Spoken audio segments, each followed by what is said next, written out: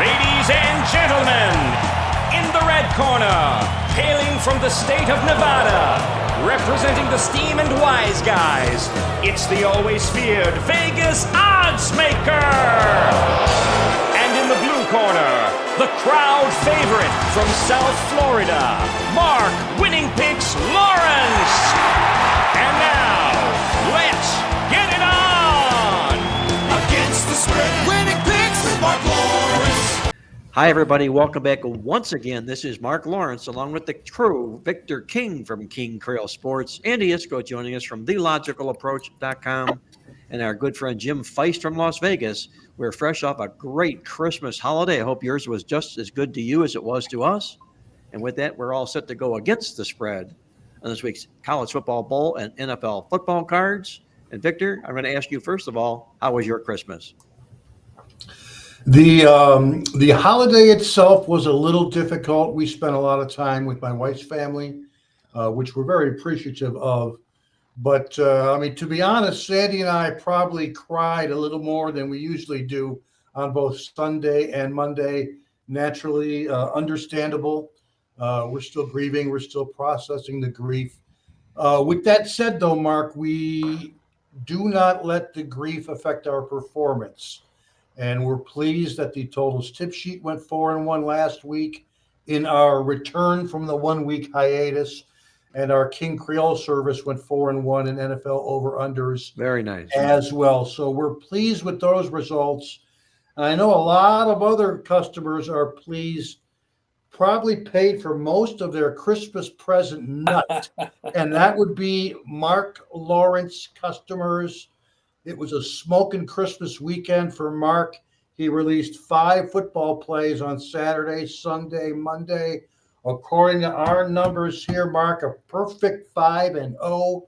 Way to go. We're talking about a 4-star best bet winner on the Pittsburgh Steelers on Saturday against the Cincinnati Bengals. You saw what they did in the NFL. A 4-star best bet on is at Northern Illinois in the Camellia Bowl, an outright dog winner.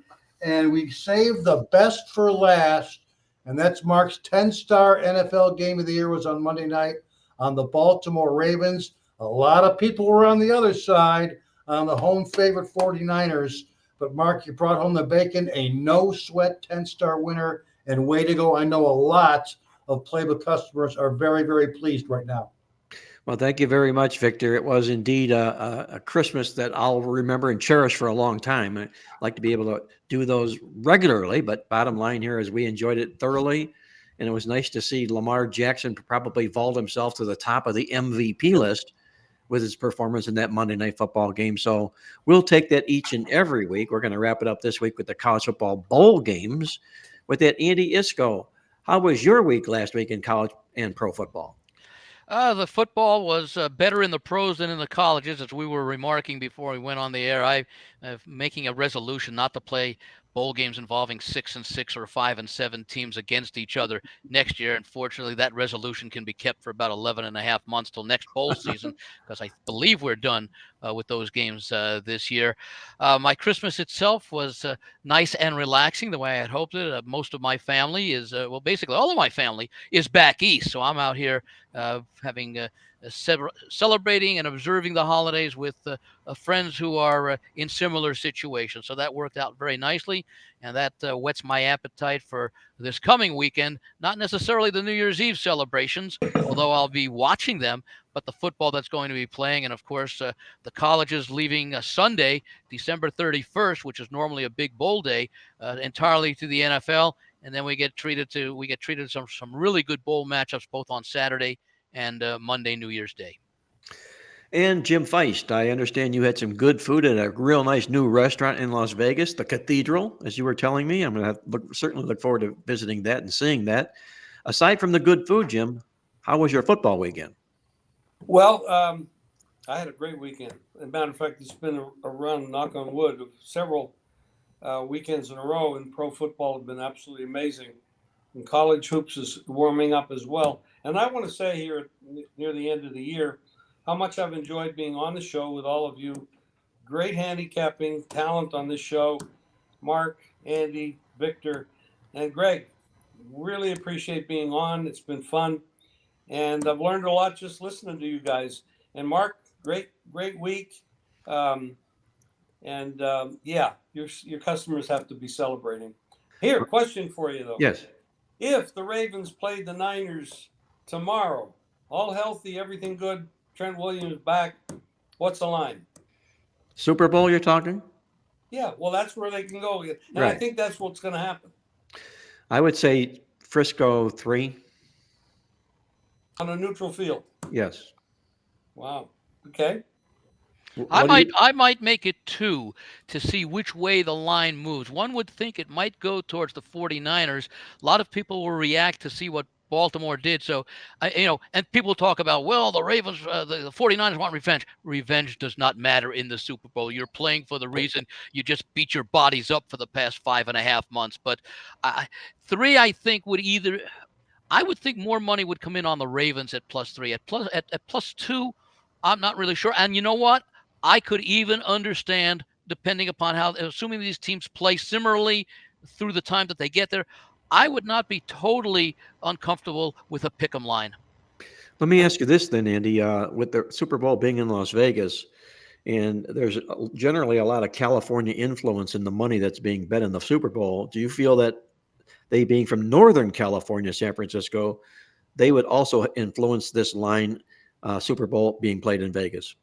They might somewhat, because a lot of people, of course, California not having the legalized sports betting, and most of the nation, of course, now having DraftKings and MGM and the others that are available. But the Northern Californians have for years and years supported the 49ers very heavily by driving over to Reno, Carson City, Tahoe, that area as well. But the amount of money that is bet so heavily, not just worldwide, but now even more so nationwide, I'm not sure how much of an impact it will have on the lines all over the place because, with the Don Best and all that, you can monitor lines all over. So even if there's a preponderance of money on the 49ers here in Nevada, it may not translate into a one-sided action in Nevada because the books will adjust compared to what's available elsewhere simply because you don't have to be in Nevada anymore to wager on football. Victor, let me ask you this: your question, your answer to that question here. What would you be looking for? What line would you be looking for? I'm not going to pin you to the Ravens or the Niners in the game, but what would you feel would be a tough decision for you to have to make for a point spread? Before your guess and Andy's guess, mine was going to be 2.5. So I got no problem splitting it right down the middle, and I would make the Niners a 2.5 point favorite again with Andy's idea of let's see how that influences the line. That 2.5. That's probably where I would put it. I think the primary reason I went to 3 to start the conversation is the fact that even after Baltimore's convincing win over the Niners Monday night, Christmas night, the Superbook still has San Francisco as a Super Bowl favorite, and which I thought was a little bit surprising. I thought maybe in a tie with Baltimore, but they still have the San Francisco as the number 1 team to beat in the Super Bowl. So I don't know whether or not, from a bookmaker standpoint, that they're going to come off of that all that much. It remains to be seen. But a biggest part of what's going to happen here is going to be the betting public and how they're going to perceive these two football teams. Jim, who do you think the betting public goes to in a game like this, San Francisco or Baltimore? All year, Mark, I've thought that the Niners had the best roster and the best schemes and were the best team in football. But then I go back and I want to look at the coaching. Harbaugh's a great coach. He has done remarkable things over the years, and he continues to do so. And Kyle Shanahan, nobody's going to knock what he's been able to do as a head coach. The only problem I have with him is he seems to not be able to make adjustments as well as he should. There's a stat out there that bothers me. And I'm going to try to get this right. The last 38 times, I believe, that he's been down by 8 or more in the fourth quarter, he's never won. That's sort of staggering. I remember glossing over that myself as well. And he would be one of the coaches in the league you would least suspect to be the answer to that question. Well, remember the game against New England in the Super Bowl when he was the coordinator with Atlanta. 28-3 ahead, halftime and he never made the right adjustments. He never should have lost that game. And in the Super Bowl against Kansas City, where Kansas City won that game, yep, they were up 10 in the fourth quarter. And it seems like they say he's a scheme coach, and he can't get off of his nose out of the board that he's reading and make the adjustment. And maybe that's true. I'm not an expert at being coach to coach. I've never been a coach, but maybe that's true. Maybe he is just locked into his system and can't move off of it. I think part of it also with San Francisco still being favored, and I understand it, is you could make the argument that San Francisco has an easier path to the Super Bowl, considering their two most likely challengers are Philadelphia and Dallas, both of whom they beat. One very handily at home in Dallas, one very handily on the road at Philadelphia. Maybe the only other, I'll call it legitimate or potential contender in the NFC might be a Detroit, but this is their first playoff experience in some time, and you don't know if they'd be able to win the 3 games that they would need to get to the playoffs, because Detroit, I believe, can be no higher than the number 2 seed. They're going to be the number 2 or number 3, so they're going to have to play some on the road. In the AFC, as solid as Baltimore has, you could see legitimate challenges from teams like Miami. You still can't really, I think, write off Kansas City, despite their issues. They still manage to be competitive, and you have to respect Mahomes. Even Buffalo, if they can, and they still have a chance to win the AFC East. So I think the competition for Baltimore may be considered, at least, not necessarily turn out that way, but be considered because of the teams that are likely to challenge them, opposed to the teams that are likely to challenge San Francisco, against whom the 49ers have already shown they can win convincingly. Excellent point. Let's bring our producer, Greg DePalma, in. Greg, if you're listening right now, I'd like your opinion on what you think would be a line on that Super Bowl game that would attract you. Well, right now, I guess it would all depend, because we still have a ways to go. And I think it's kind of interesting. We talked about this several times this season when I kept asking you guys every few weeks, well, who's your pick to win the Super Bowl? And I guess that's going to be the question now after Baltimore beat San Francisco, because Baltimore is a new team, isn't it? We haven't talked about Baltimore as being maybe the team to beat to win the Super Bowl. So that, I guess, goes into my thinking about what the point spread might be, because in about, 4 weeks, 6 weeks, when there's a Super Bowl, if they're both in it, lots of things are going to change probably between now and then. So if you're just asking tomorrow if the game was played, I think that's a different story. But if you're asking 6 weeks from now, I think the way the NFL has gone, it's sort of like the way the NFL MVP race has gone. It changes every week. I'd like to throw in Sure. another little twist here. This has been kind of not half the teams, but like 8 or 10 of the teams in the NFL are really kind of garbage. And you've got a lot of backup quarterbacks, a lot of coaches that really don't know what the hell they're doing at this level yet. They might learn, get there, they might grow there. But is this the kind of a year where an off-brand team, somebody that we haven't been really talking much about, that could sneak in there? I mean, we've seen Kansas City flopping. We saw the game the other night with Trent Williams out. The Niners get trashed. And they looked like trash, and Purdy looked like trash. But he doesn't handle pressure very well, especially from his blind side. So how about a team, maybe a Buffalo? How about a Rams? Rams or Cleveland? How about a Cleveland Browns? Browns, yeah. I would actually love to see that. Number one defense in the league, hottest quarterback in the league right now. That's a nice combination. Yeah. And by the way, a fresh quarterback with Joe Flacco, compared to the other quarterbacks who've been playing 15, 16 games. It's just that when he runs the ball, Andy, you don't see that freshness. He throws it rather well. Imagine how tough they would be if they had Chubb around. Oh, my goodness. Now, that's a team we would be talking about as a potential Super Bowl winner, the Cleveland Browns, with Nick Chubb in that lineup. Mm-hmm. And let me share this with you guys. And the one drastic thing that I've seen about the Cleveland Browns this year in studying our midweek alert stat logs is throughout the progression in the course of the year, Cleveland has gone dramatically from a running team to a passing team. Their rushing stats are horrible I mean, horrible by rushing standards, I should say, right now. But their passing numbers have really, really zoomed. That's obviously because of Joe Flacco, who, since he's come to Cleveland, has more passing yards than any quarterback in the league since since he joined the team. So they're a team with the coach, Kevin Stefanski, a former NFL Coach of the Year, who I think should also be in the running right now for where they are. Absolutely should be. Yep. Right. All that, Mike, they're on their fourth quarterback and a myriad of injuries. Just unbelievable. They may have both kickers out this week here as well. So I think they should too be in the running. Victor, what do you think about the Cleveland Browns' chances to make the Super Bowl? No, I'm in total agreement with you guys. You got a fantastic defense. You got a veteran quarterback. You still got some pretty good running backs in Jerome Ford and Kareem Hunt. You got Amari Cooper, who had a career game. You got Njoku, who's having a career for the ages in terms of tight end. He's Joe Flacco's number one best buddy, that's for sure.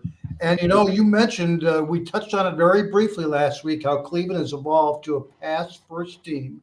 If you ask me who is the NFL MVP in the second half of the season, it's easily Joe Flacco and the Cleveland Browns.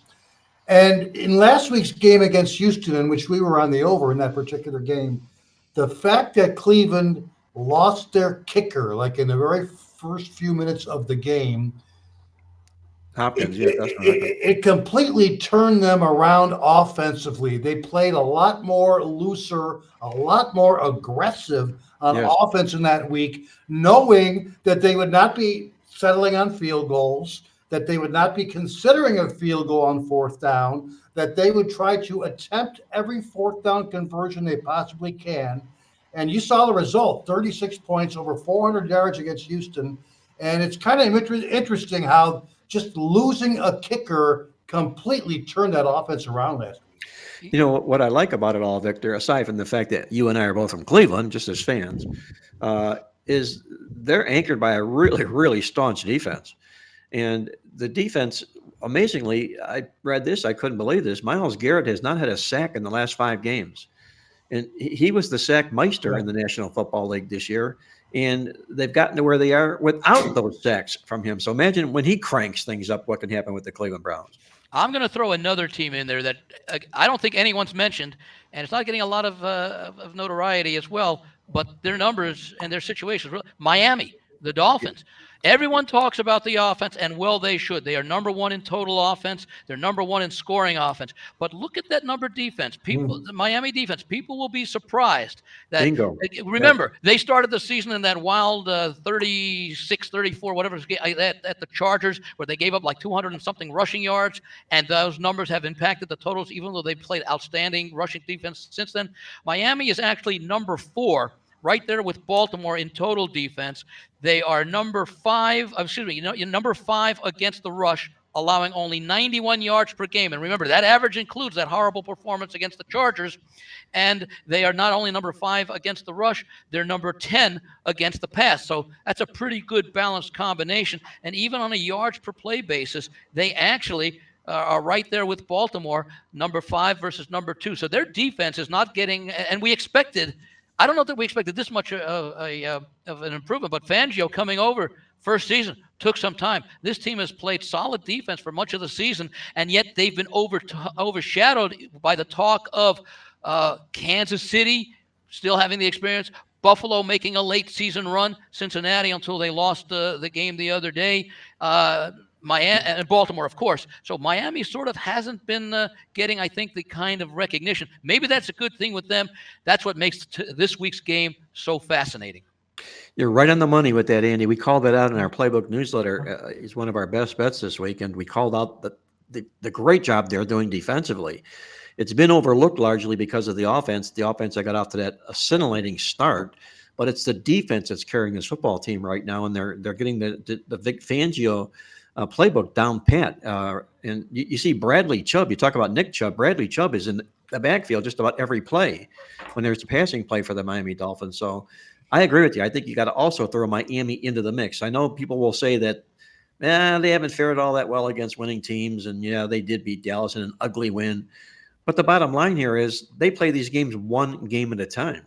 And they're going to play whoever's standing in front of them. They're not going to worry about the fact that, we've got to beat San Francisco here because they're San Francisco. No, they're going to go up and play Baltimore this week because it's who's in front of them this particular week. And maybe the defense goes in there feeling they have a chip on their shoulder because it's Baltimore that's getting all the ink and the Baltimore defense that's getting all the ink. But I think the winner of the Miami-Baltimore game will be the team that plays the best defensive football in that contest. And it might be a game that decides the number 1 seed in the Right.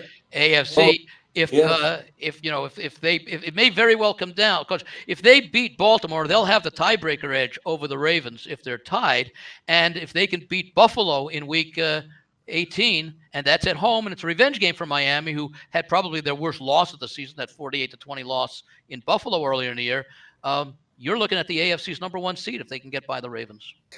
Hey, let's shift this over, guys. I don't want to get off these really good teams that are promising to make the Super Bowl because our NFL game of the week is not one of those teams. In fact, it comes out of the NFC North division when Green Bay takes on Minnesota Sunday night. And the reason we chose this football game is because there's a ton of importance in the game. Going into the contest there, Minnesota's the number 8 seed in the NFC. Green Bay, the number 10 seed. And you've got a lot going on in this football game, a ton of injuries to the Minnesota Vikings in this contest. I still don't know, Victor, do you know who's quarterbacking for Minnesota in this game? I do not for sure. I'm sure they'll announce it by the weekend, but that definitely will be coming into play whether or not we bet over or under or pass in this particular game. The latest I heard was Jared Allen is more likely to get the start over Mullins and Dobbs. I think that'll be Jared Hall. I'm sorry, Jared Hall, yeah. Yeah. Now, would he be their 4th quarterback, just like the Cleveland Raider situation, the 4th quarterback for them? Yes, who has started this year for Minnesota, yeah. Okay. Jared Hall He was would be actually their 4th. second quarterback, but then he got a concussion Right. right away, like on the first drive when he replaced Cousins. Dobbs came in, stole the job, went to Mullins. Now they may be going back to Hall. So he's one of the 59 quarterbacks that have started this year. It's unbelievable. 59 quarterbacks have started a game in the National What's the Football. previous record? I'm sorry? What's the previous record? Do we know? Has somebody come out with that information? I didn't find out what it is, but I'm going to guess somewhere in the 40s. Maybe, you know. It has to be obviously in the 40s because 32 teams are going to, if you go 1.5 times that, you're going to 48 quarterbacks. So, but it's unbelievable the way they're doing things. How do you see the over-under coming out here, Victor? I know it's a tough call to ask you with this quarterback situation and the Minnesota injuries being what they are. This team is absolutely ravaged with injuries right now, Minnesota. But, they're at home. They're back to the playoff wall. How do you see an over-under shaking out here? Well, money, it looks like it's come in on the over. I'm showing that it opened around 44 and it's up to 46.5. There's even a couple of 47s out there. On the high side in what's been a low-scoring NFL season. And, of course, it's one of a handful of what we call these, desperation games. As you mentioned, both teams come in with identical 7-8 records on the year. They're tied with 2 other teams in the race for the NFC wild card. Atlanta and the Saints, I believe, are also 7-8. So it basically means in these desperation games that the loser will be eliminated from playoff competition. With that said, both teams are trending over the total as of late. The Green Bay defense has pretty much collapsed in the last 2 months. Green Bay now a perfect 5-0 to the over in their last 5 games, 52.0 combined points per game. Minnesota's last 2 have both gone over 52.5 combined points per game. And since this is week 17 of the NFL season, Mark, we get to use one of our favorite words. It's the penultimate week of the season in the NFL, second last week of the season. You know what? This has been a great week for overs in division games in which the home team is favored. Last 6 years, game 16, division home favorites of greater than a point have gone 17-2 to the over. 17 overs, only 2 unders, as long as the OU line is in that range of 38 to 51 points. Occurred specifically within this division. And NFC North Division games like this one have gone 11-1 to the over last 4 years when the home team is favorite and the OU line is less than 52 points. So we did use the Packers-Vikings over as a tip sheet play. Chances are we may use it as a King Creole play, but I will hold off until we get a definitive quarterback sighting in this game. If it's Nick Mullins, I'm betting the over. If it's Hall, I'm going to pass in the game. I say that because Nick Mullins is one of these quarterbacks that over bettors love to cash with. He helps both teams. Right. He's a very risky, dynamic quarterback, takes a lot of downfield risks, but he's just as apt to throw a pick six as he is to throw a touchdown to Justin Jefferson. So with that said, we'll hold off, Mark. If Mullins is named the starter, we'll bet the over. If it's Hall, we're going to pass on Sunday night. Sort of like a referee play or an umpire play. Right. Yeah, exactly right. That's what Nick Mullins is in this football game. Jim, how do you see this game coming about? Is there a side that you're going to have an interest in, or are you going to wait till things shake out as far as player personnel is concerned? I think the coaches are very, very competitive. I think they both have a lot of talent and will probably be around a long time. The quarterback issue, when you're going to a quarterback that hasn't really played very much against one that has played every game throughout the year, I got to give the edge to the Packers quarterback. Field conditions are indoor games, so we're not going to have any of that. But the total going from 43.5 to 46.5, I had already betted it at a better number than it is now. And I don't see Minnesota being a favorite with that quarterback situation. With Mullins, like Victor said, he's kind of he's hot or cold. He can win it for you. He can lose it for you. More apt to throw a touchdown pass for the other team as is his own team. So I would favor Packers and over. Well, this looks to be another game where I believe it's Minnesota's fourth quarterback also this year. You mentioned Hall having previously started. But, a great job by their head coach this football season keeping this team in the hunt. They look a little bit like the Cleveland Browns of the NFC, although their defense is nothing comparative. Andy, what do you think happens in this football game? Well, a couple of things. Number one, we know the quarterback situation in Minnesota, but also Addison's status for this game is uncertain. Hawkinson's out for the year. Right. Yep. Minnesota has not been a very good team at running the football this year. In fact, looking at the numbers, they rank 27th, averaging only 93 rushing yards per game. They do defend the run very well, but their ability on offense, where you're looking for something to, if they were a better balanced team, I could make a better case for the over, even with the injuries. Now, these teams played earlier in the year in Green Bay. Minnesota won that game 24-10, and the stats suggested it would be a low. The stats suggested that the game was a low-scoring game because they didn't gain a lot of total yards in that game. Normally, I would look for the over in this game, but I'm concerned about those Minnesota injuries and the fact that they're not a balanced team. And I in the game, I'm looking at Green Bay, and I want to see the line move a little bit. Jordan Love, last 6 games, only 1 interception. That's a significant improvement from earlier in the year when he was, he had the back-to-back weeks where he had 2 and 3. He's come through very nicely. Again, it's a revenge game for the Packers. They seem a little bit healthier right now than the Vikings, more stability. Since it is an important game and the line is so low, if I play it, part of the play will be on the money line on the Packers. Well, it sounds like, we're going to be waiting to see exactly what the Minnesota injury situation is. I can throw this little note in there that Green Bay has fared really rather well on Sunday night football. But again, that's probably with an asterisk because a lot of those numbers largely involved Aaron Rodgers, who's obviously no longer there with the football program. So let our listeners know out there that this segment is being brought to you by our friends at uwager.lv, where every Friday you get minus 105 juice on every football play you make for the weekend. Imagine betting every game you do it minus $1.05 juice. That's what it's all about, value, and you get it at uwager.lv. Log on or give them a call at 1-800-UWAGER to find out how you can get minus 105 on Fridays on every play you make. By the way, Mark, a couple other notes on the game. Sure. Jair Alexander is suspended. Right, for Green Bay. So that's key. And it does not look good for Christian Watson again. He did not practice today. Wow. So you're talking about having him. And let's remember, they gave up 30 points last week to Carolina. And I know we're talking about Minnesota's injuries, but that's Carolina. So, and how about some trends from the Playbook publication that go against Green Bay? How about this one? What you got? Minnesota's 9-0 against the spread off back-to-back straight-up losses when they take on an opponent off a straight-up win, while Green Bay is 0-9 against the spread as dogs of less than 5 versus losing teams, and they're 0-2 this year with that same trend. Well, So 9-0 versus 0-9.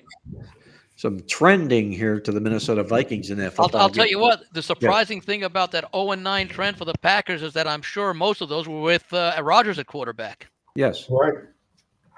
Yeah, that's true. And that's the one thing about the trends that you have to obviously keep in mind that when I look at a trend, I'm looking at a trend almost always from a coach's standpoint. How were these trends put together with the coach? Not so much the quarterback, but the coach. And there's been obviously coaching changes involved there with Minnesota in this football program as well. So, you have to take that with a little grain of salt here when you're putting these trends together here and make sure that it applies. I do consider the quarterback when it's a quarterback that's been around for, say, at least half a dozen years or so with the team, like a Favre, like a Rodgers, like a Big Ben in Pittsburgh. It's interesting to see how some of these we have the argument or the discussion about is it the coach or the quarterback, but look at how certain teams have done since the franchise quarterback has left. Look at Pittsburgh and their decline. We know New England and their decline. Look at the Chargers after Phillip Rivers left, although there's a little bit situation because they got effectively in Herbert another franchise quarterback. You look at the Giants' decline since Eli Manning is gone. So, I think there's more to support. If you're going to choose one or the other, and of course most of us think it's a combination, but if you're going to choose one or the other, there's a lot to support. It's more the coach than the quarterback. Because good coaches are able to turn, good coaches turn mediocre quarterbacks into good quarterbacks and good quarterbacks into great quarterbacks. But sometimes if you're just a so-so coach, the quarterback may have reached his level before you get him. Sort of like Brandon Staley and Justin Herbert. We hope not. What might have happened with the Chargers. But it's a great point, Andy, because in my well-oiled machine, I keep tabs on coaches and I keep tabs on quarterbacks. And what's ironic is if I go to look up the Baltimore Ravens this week and I'll go look at John Harbaugh and all the things that he's done with the Ravens, and then I look at Lamar Jackson and all the things he's done with it, they almost mirror one another because they've been a tandem together, at least as far as Lamar Jackson is concerned in the NFL. So while Lamar Jackson's real good against the NFC, so too is John Harbaugh. So, like you say, Andy, who buttered the bread there? Is it Jackson for Harbaugh or Harbaugh for Jackson? Well, Harbaugh is an interesting situation because he was successful before Jackson came along. He had that Super Bowl win and multiple playoff appearances. He's now what? I think he's the second, or he may be the third longest tenured coach right now behind Tomlin and Belichick. And he's had success. He had success with Joe Flacco. So I mean, it's a little bit of a different situation there because he's had success with multiple quarterbacks at a high level. One thing about him also in doing that workup for the Baltimore Frisco game, I noticed that Harbaugh is maybe the only coach in the National Football League that has a winning record on the road for all of the games that he's coached in the National Football League. You don't find many coaches that have coached over 100 games and have more wins on the road than they have losses. Very successful. Yes. It's interesting with the trend, though, because you talk about Aaron Rodgers might have been involved in a lot of these games before this year with that trend. Let's keep this in mind. First of all, again, they're 0-2 with the trend this year. But remember, this is about being a dog of less than 5 versus a losing team. So how many times was Aaron Rodgers a dog of less than 5 versus a losing team? He's never. Right. He's always a road favorite in those situations. Yeah, so I mean, this might be going back a long ways. Who knows? If you do that, then you go to Brett Favre. Could be. Right before Rodgers. So you're going back. You're 30 years. Yeah, maybe. So. You know what Minnesota would say to answer your question, Greg? They would say, "Don't call me a stinking losing team." They're sitting here right now trying to make the playoffs, so I don't think they consider themselves a loser. But technically, you're right; they do have a losing football record. By the way, one of those losses this year was against Minnesota. when Minnesota was a losing team earlier There you this go. year. And There you Minnesota go. was a 1-point favorite at Green Bay. By the way, Exactly. I want to ask you something, Mark, about your database when you track results against winning and losing teams. And maybe you do it both ways, which is interesting. Do you track the record of the team if it's a losing team at the time they play, like 0-1, Yes. or do you also track what that team turned out to be, a winning team or a losing team, which of course you can't forecast, week 6 of the season that's going to be a winning or losing team, but you can go back afterwards and say against teams that finished as winning teams, this team has done such and such a situation. Then it's left up to the handicapper and the bettor whether to decide in week 10 if that team's likely to be a winning team or a losing team if they're 4-4. Well, Victor tipped the answer. Go ahead, Victor. Oh, yeah, it's definitely the record of the team at the time of that particular game. And Greg, by the way, any guy who is sticking up for the trends and all the work we do in this publication is okay in my book. That's my Bible. There you go. There's a point. I don't know if you do this or not, but this year we've had a lot of. You mentioned 59 quarterbacks starting games. No. There's been a lot of backup quarterbacks, so it does make a difference when, say, a Dolphins play six teams in a row, and every one of the teams had a backup quarterback. Do you keep those kind of records? I know it's difficult, and with this year it's even worse because it's happening so often. Well, as deep as I go on the quarterbacks, Jim, I'll look at the quarterbacks and I'll bring them forward as being a current starting quarterback. Now, there are cases where I will also put off to the side and file former starting quarterbacks because they may have retired. They may be playing somewhere where they're not playing and so forth and whatnot. Now, I had to go dust off Joe Flacco as a former starting quarterback and open up his record. When was the last time he was a starting quarterback? Last year for the Jets, wasn't he? Jets, yeah. A game or two? Yeah. Yep. By the way, Yeah. Go ahead. with the 59 quarterbacks, what's surprising to me is 59 is surprising, but the number of quarterbacks who are starting not because of injury to the guy ahead of them, but because of ineffectiveness of the guy ahead of them. We've had so many more benchings this year of quarterbacks because of performance or lack thereof than in recent years. Well, Russell Wilson's been benched. Yeah. They benched him for Stidham. who will not be starting anymore for the Denver Broncos. Or maybe ever with that price tag on him. Yeah. And the reason Denver is resting him is because they have to pay him. I think it's $36 million next year, and they don't want to play him and have him get injured. And all of a sudden, they're locked into that contract. That's like the situation with Derek Carr last year with the Raiders. Much the same. Exactly right. Much the same. Exactly right. Okay, guys. With that, Greg, if you can do this, I know people would like to know what Jim Feist, what he saw in the football games, a recap of the NFL football games last week. If you could roll that, I know our listeners would love to see what Jim has to say. Good morning, everybody, and I hope everyone had a great Christmas day. It is now Tuesday. It's early in the morning. We watched the dismantling of what I think is the best team in football, the San Francisco 49ers, but now there's some question marks.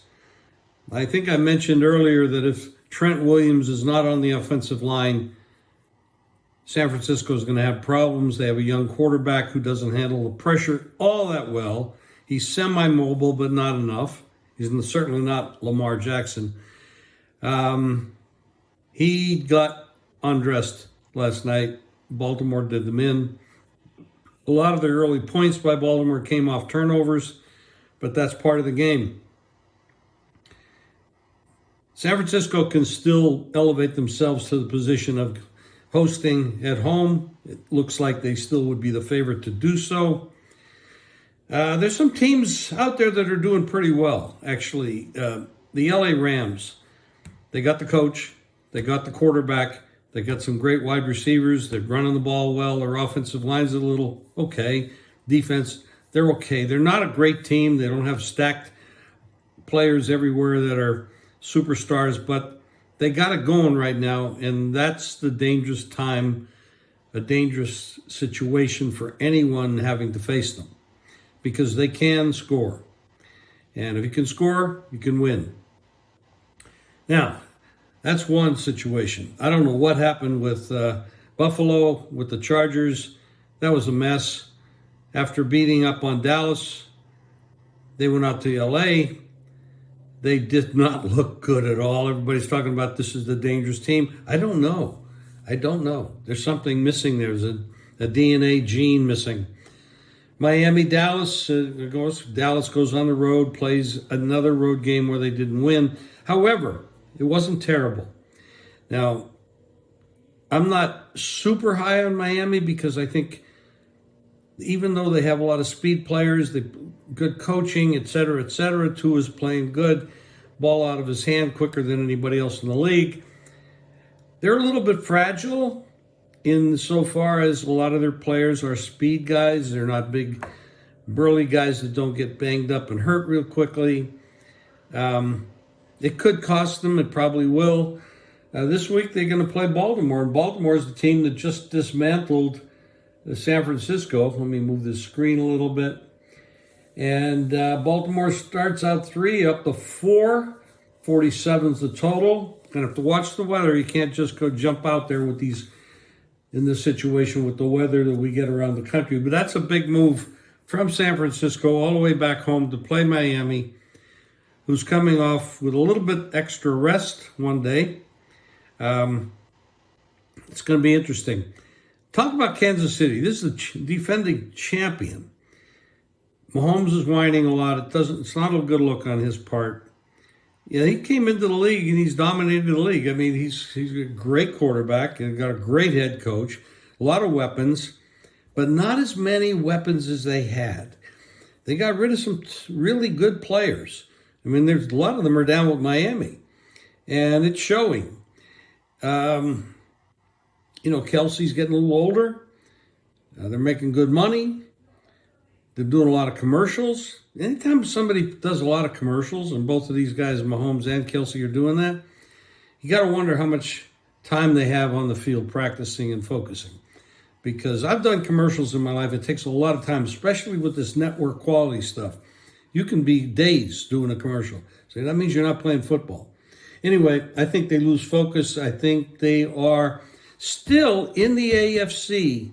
When it comes down to it, it's them and Baltimore at the moment, especially if Baltimore can hold serve this week against Miami. But I'm not impressed. I'm just not impressed. And the wide receivers are very weak on this team. Very unimpressive. Tampa Bay's hosting the Saints. This is a big game for division there. 7-8 team against an 8-7 team. Saints don't look good, but man, I'm telling you, Baker Mayfield, the Buccaneers, they're doing well. They're playing well. They got a little bit of a bonus last week because Lawrence wasn't all that well and they're not playing well. But this is a big game.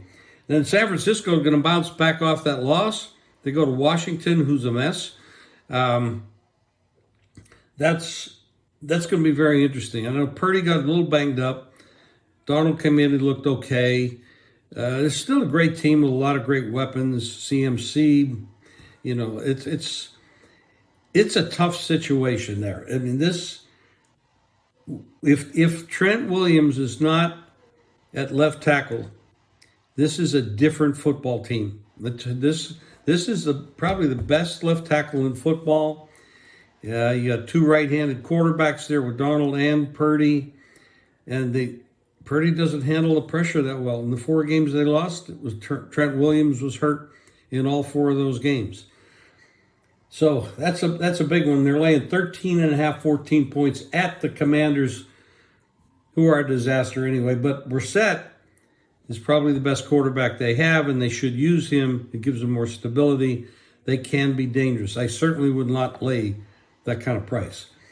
Now, we know the Bengals are gone, but they're going to play against the Chiefs.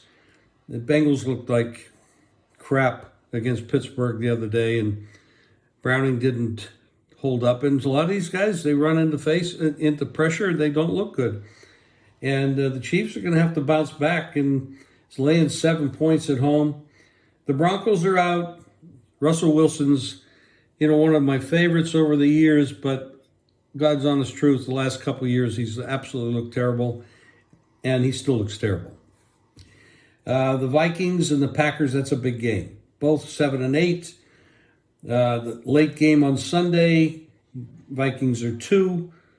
46.5, up from 43.5. It's a good move on the total. Big game there. The Eagles, they're okay. They're not playing great.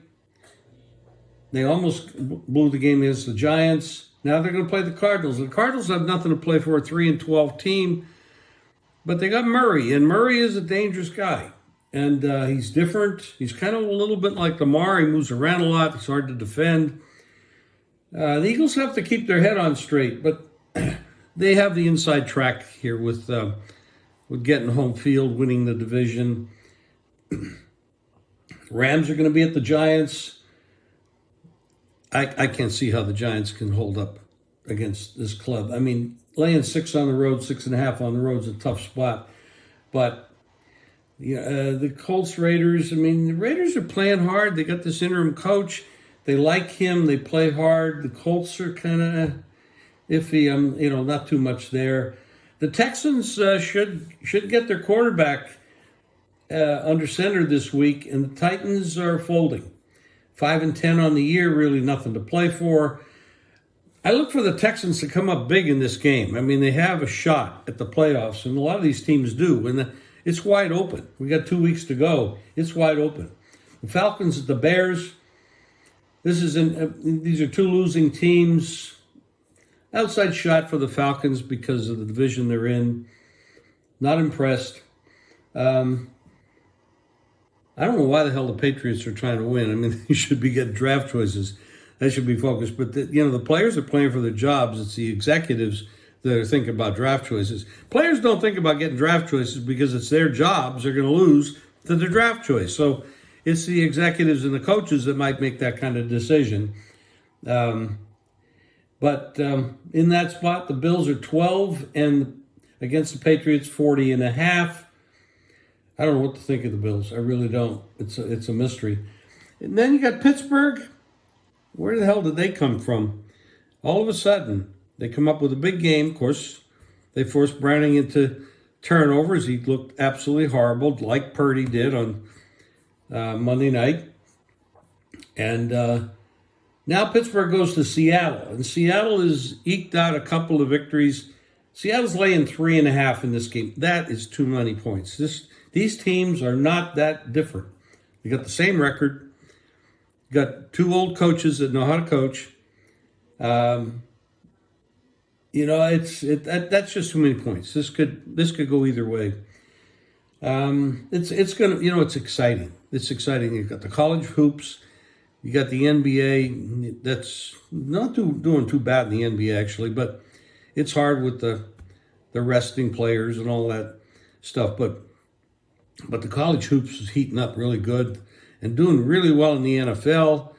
The last couple of weeks have been absolutely dynamite. Look forward to another great week. I'm going to do some more in-depth podcasting when I get some more injuries. Now, there's a Thursday night game, the Jets at the Browns. Browns are 7. Flacco's been dynamite. They're throwing the ball like 70% of the time. The running game's a little sketchy, but 44 out of 75 plays, they threw the ball. Flacco's been absolutely dynamite. The Jets, I don't know what the Jets are doing. They say that Saleh will be back. Who's going to be the quarterback? I don't know. Well, I guess it would be Aaron Rodgers if he wants to play, but you never know about Aaron Rodgers. He likes to be in the media, but he knew all along he wasn't going to play this year, but he likes to have his name in the paper, if there were papers anymore. But he likes to be on TV, likes to do podcasting, he wants to stay in the limelight, but I don't know that he wants to come back and play football. We'll find that out. But I'm going to do more. This is Tuesday morning. I'm probably late Wednesday. I'll do another one. Thanks, guys. We're back from that. Let's hop over to Andy with his line moves and do all that. But also remind you that Andy Iskoe also tears apart the weekly contest in Las Vegas. And he does a special standalone show for that. You can catch that at the Playbook Experts YouTube site or at playbooksports.com. And Andy, before we get to those live line moves, I know there's a buzz going on in Vegas right now about the Survivor contest. And I think, is it down to 4 people right now as we're speaking? Yes, there are 2 weeks remaining. The contest again goes 20 weeks rather than just the 18 weeks of the season, as Thanksgiving and Christmas are broken up into 2 separate segments. And entering this past week, the first part of Christmas week, there were 10 participants remaining competing for $9,267,000 winner take all, or last survivor, or plural survivors, splitting it up.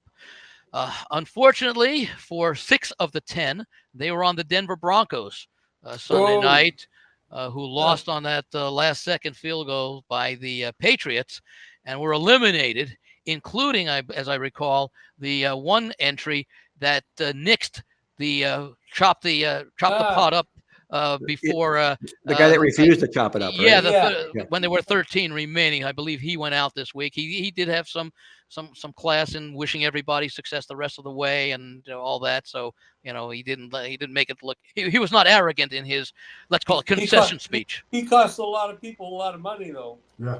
Oh, sure. And in Very good. fact, the contest could have ended on Christmas Day because all 4 of the remaining survivors had the Eagles as their pick. And of course, although they were never behind, they got a little bit of a scare late when the Giants made a little bit of a run in that fourth quarter.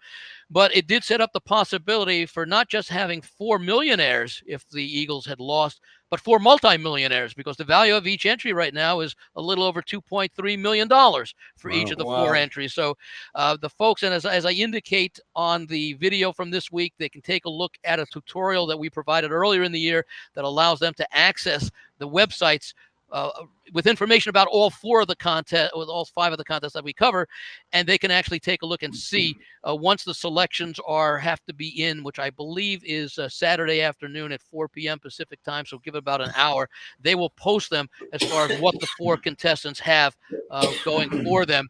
If they haven't already played, let's say, an earlier Saturday game, well, there's only one Saturday game, which I think starts after the deadline, or the Thursday night game between Cleveland and the Jets, although I don't believe any of the 4 have the Browns remaining. And that's one of the things that they do show on the website. They show the availability of the teams not yet picked by That's what I was going to ask you. So they do show that then, correct? Yes. Okay, Yes. well, that's good. It gives you an idea of what the opposition is going to be attacking you with then. Exactly. Very interesting. Well, maybe next week on next week's show, we might have a winner. It depends upon who they've got, who that bullet is that they've got left here. But I know I read where somebody had to use one of those 4 had to use the Chicago Bears last week. And he obviously came up big with that particular play. The Bears are playing some pretty good football right now. So he is a Justin Fields fan right now. I can assure you that. With that, Andy, you got some line moves, I think, out there from Vegas for the NFL this week that I know our listeners would love to know about.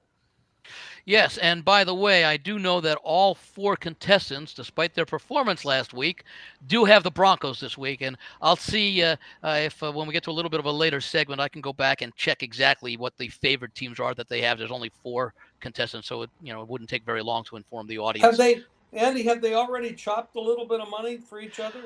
I don't know. I imagine there may be some discussions going on. I know that I had the thought that if I were in that situation, because remember, all the 12 of the 13 a few weeks ago agreed.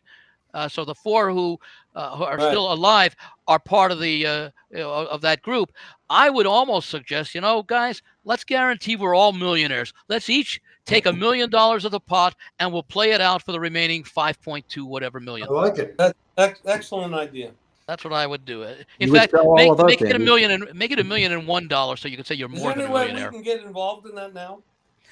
Well, if you want to buy part of one of those remaining tickets, I would think you could probably contact the folks at the Circa, who they can't facilitate any sort of transaction, but they could probably put you in touch with any of the 4 who are still available. And I know that the Circa has been offering lines of credit for hedging possibilities for those who are amongst the last few people. So they could facilitate that. But as far as getting specifically involved in any chopping agreement or anything like that, that's left to the contestants, who I'm sure would go to get an attorney to draw up a legally binding agreement, and then all the circus involvement is when a winner or winners are declared, the circuit will follow whatever instructions they are given as to who to make the checks out to. So that would, I think, What a great contest!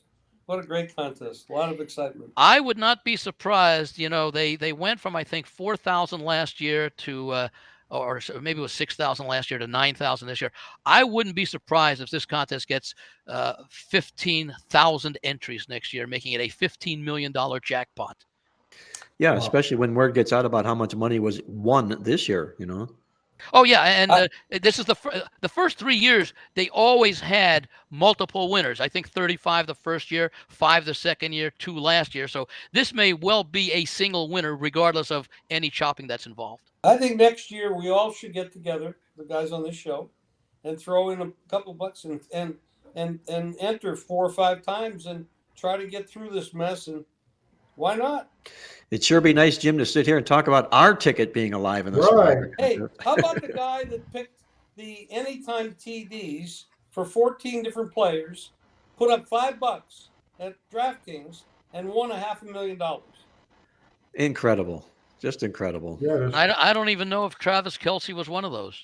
Did he catch a I don't know, but touchdown the pass? final one was McCaffrey when he scored Right. on that running play. Yeah. That was the sure kicker, nice to have in right? his back pocket, McCaffrey to score. That was a really nice one to have. I think McCaffrey would have liked to have that parlay ticket in his back pocket. For sure, no doubt about it. Bought by So a what do you friend. got, Andy, for some line moves this week? Okay. Anything notable? Yeah, well, let's start with the Thursday night game. Jets at Browns. The advanced line had the Browns 5.5 at home. The opening line on Sunday was 6.5. That's now been bet up and across the number of 7, where Cleveland now a 7.5 point favorite over the New York Jets. That's the Thursday night game. On Sunday, Rams at Giants. We talked about it earlier. The Rams, the advanced line was 6. They opened 6.5 and remained at 6.5, but that line has come down as of about a half hour before we started this podcast. They are now 4.5, and the total has gone up from 42 to 44.5 at least. And a lot of that has to do with the Giants' announcement that they are benching DeVito and going with Tyrod Taylor, who came in and engineered some nice drives against the Eagles, and of course played earlier this year when first of all Jones was injured, and then some other opportunities that he had late in games. Philadelphia will be hosting the Arizona Cardinals. The advanced line in this game was 10.5 for the Eagles. Now they went out and didn't play their best game, as they haven't in a number of weeks. Remember, the lines came out, the advanced line came out after they lost at Seattle on that Monday night game. The following day, the line came out at 10.5. The line before the Eagles played on Monday was up to 12 against the Cardinals after their performance where they struggled to beat the Giants, and knowing also that they have the Giants next week and they're still playing to win the division. The line was actually reopened at the earlier number of 10.5, and we haven't seen much movement in that, maybe a little bit back and forth between 10.5 and 11. Miami at Baltimore. The advanced line did have the Ravens as 3-point home favorites. When it reopened on Sunday, it was reposted at 3, got bet up to 4, and then back down to 3, and it's currently up a little bit to 3.5 points. You can get 3 at the traditional -110, or you can lay 3.5. Even money, take the 3.5 with the Dolphins. Personally, I don't mind paying the -110 and get that solid number of 3 rather than lay 3.5 at even money almost in every situation, especially with the importance of this game. And the final one worth mentioning, Chargers at Broncos. Jim alluded to it earlier. Russell Wilson benched. Jarrett Stidham will be the starter for the Broncos. Broncos were the 6.5 point advanced favorites over the LA Chargers. That's where it opened again on Sunday. It was taken off the board for the game that the Broncos played Sunday night. When it was reposted Monday morning, they were 5.5 point favorites. It has now been adjusted downwards to 4.5 with Stidham being announced. And I can understand that line move simply because he doesn't have any experience this year. Chargers better effort against Buffalo. I'm not going to compare it to their effort against the Raiders because just showing up would have been a better effort. But really, for much of the season, and of course with Easton Stick now having a couple of games under his belt, Denver's still alive for a possible wild card. They'll need some help, and it begins here with the game against the Chargers. They do play at the Raiders on in Week 18. The Raiders have beaten the Broncos the last four, I think, 2 or 3 seasons in a row. I think the winning streak is like 6 or 7 against Denver, considering both sides. So those are the significant line moves. We talked about the Packers-Vikings game. Actually, there's been no movement thus far in that one. The Vikings opened as 2-point home favorites over the Packers. The injury situation throughout the week with Hawkinson being out and Addison and some of those other injuries, and of course the injuries that Victor also mentioned, has not impacted the line, at least not thus far. You know what amazes me, Andy, is I thought I would never see the day when there would be a move in the New York Giant football game because there was no Tommy DeVito. For me, guys, the irony is that Tyrod Taylor is worth about a 3 to 5 point bump on the over-under line for the New York Giants. Wow, that's It interesting. looks that way. They're that better of an offense when he is the quarterback. And with that said, Russell Wilson of the Denver Broncos is worth 0 to the over-under line because that OU line has not moved with the announcement that Russell Wilson is out and Jared Stidham is in. Wow. Nice little Russell Wilson stat we put in the newsletter this week that since he's been the quarterback with Denver as a favorite, I think he's covered only 3 out of 14 starts, and he's on an 0-7 point spread run as a favorite with Denver. And I have to believe that there's been some internal issues that they've sort of alluded to all season, and I wonder, and they're negative issues, and I wonder if having benched Wilson and basically indicating he's not going to be our quarterback next year. We don't know if it'll be Stidham, but I have to believe, you saw the way the Raiders reacted when they got rid of McDaniels. It's a different situation with a coach and a quarterback, but the same feeling may have existed within the organization and certainly within the locker room that Russell Wilson is not a team player, whatever it is. I don't know any validity to it. I'm just going by what I'm surmising from the timing of the move, and that we may see a better effort out of the Broncos. And if you like the Broncos, you may actually be getting the benefit of that slight drop in the line, which seemed to be fairly priced when it was 5.5, 6. I think it's all surrounding the fact, Andy, that I think it's sort of been verified and proven that Russell Wilson is indeed a prima donna, and the players in the team just don't dig it at all. From the standpoint, even when they played games overseas, he would fly in a different plane. Come on, man. But anyway, Russell Wilson, we'll be talking about him. Maybe he'll go into my former quarterback database next year. So I don't think we're going to certainly see him anytime this year. With that, let's bring in our good friend and producer of the show once again, Greg DePalma, for our Roundtable segment. I know Greg's got some questions, and I know we've got some answers. All right, before we get started, though, since this is the final show before 2024, I figured it would be a good time to take a look at some of the better viewer questions and comments from the message boards. And we'll try to update these a lot more frequently. Obviously, a lot of these questions you guys have already answered, and so that's part of the reason why we haven't talked about it on the show. But let's take a look from just last week. Jeff Todd Kobasyuk. I think that's how I probably butchered his last name. Kobasyuk. Yeah. Kobasyuk. See, I know he butchered his last name. Kobasyuk said, very interested in any last home and road game angles and trends. There must be a boatload for this week. This was last week, and the remaining games of the regular season. So there's still 2 weeks left. And again, I'm sure you guys have already answered this question, but do you have anything for any of the viewers who are not aware of this question? Again, any last home and road game angles and trends? Well, it was really a good question by Jeff, and I didn't answer him back directly because I honestly, in truth, never had a chance to get to it. Oh, okay. Trying to put the newsletter together here. And Jeff, I will answer you. I'll answer you personally. I'll get an email, shoot it out to you. But I do know this, that when you're looking at last home games, to me, it's almost a semi-gumball coming out of a machine. And again, it's because it's relative or subjective, if you will. It depends upon what players were there, what was the team all about, and so forth, who was the opponent. That all goes into the mix of the result of those last home games.